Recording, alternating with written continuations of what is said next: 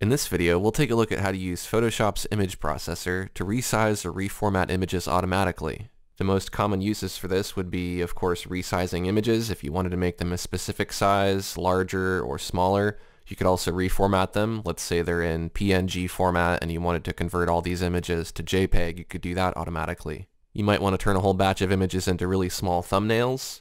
You might need to have a specific size image for your image gallery. You might need a specific image size for printing, or you might want multiple print sizes. So let's go ahead and look at the image processor. We'll go to File, Scripts, Image Processor.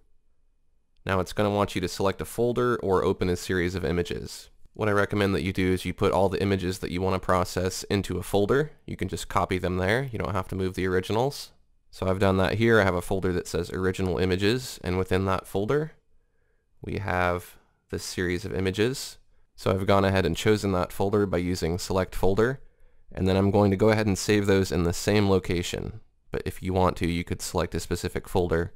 These files that I have are PNGs, so let's say I want to convert them to JPEG.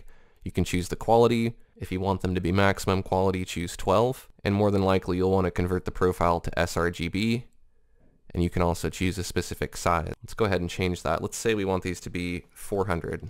And so now all of my images will be 400 pixels on the longest side. You can also save as PSD or TIFF. You can also include actions, which can do just about anything from turning something to black and white to adjusting color and levels and watermarking. You can look under here for the different actions. Let's say you wanted to save all these images as a PDF, or maybe you'd want to convert them all from RGB to grayscale to make them black and white. I'm not going to add any actions this time, but I'll go ahead and do a separate video on that sometime. And you can see you can also add your copyright, so you can actually copyright your artwork in the metadata here. It'll actually embed this copyright information into your image. It won't be visible on the image, but if somebody looks at the image information, your copyright will be there. So let's go ahead and click Run, and let's watch the magic happen here. Now this is in real time. It's just going one by one, and it's opening and processing it and then closing it. And depending on how fast your computer is, this might happen really fast or it might take some time. It's also going to depend on how big the images are and how many different actions you're applying to those images. But this is actually going pretty quick. And you can see it's done now. It's not going to say anything, but if we go back to that folder and we look inside, we see there's a new folder that says JPEG. And if we look inside of that, we have a bunch of files that are 400 by 400 pixels.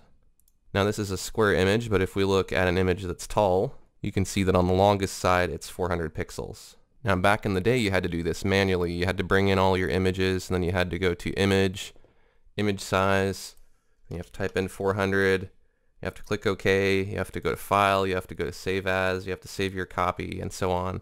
And that's just really annoying if you have a ton of images. Let's say you have 100 images that you wanted to process and just make smaller. This will make easy work of that. So I hope you found this information helpful. If you did, take a quick second to like this video and share it with your friends. And don't forget to click the subscribe button if you'd like to get updates when I release some more Photoshop tutorials. Thanks for watching, and I'll see you next Thursday for another Photoshop tutorial.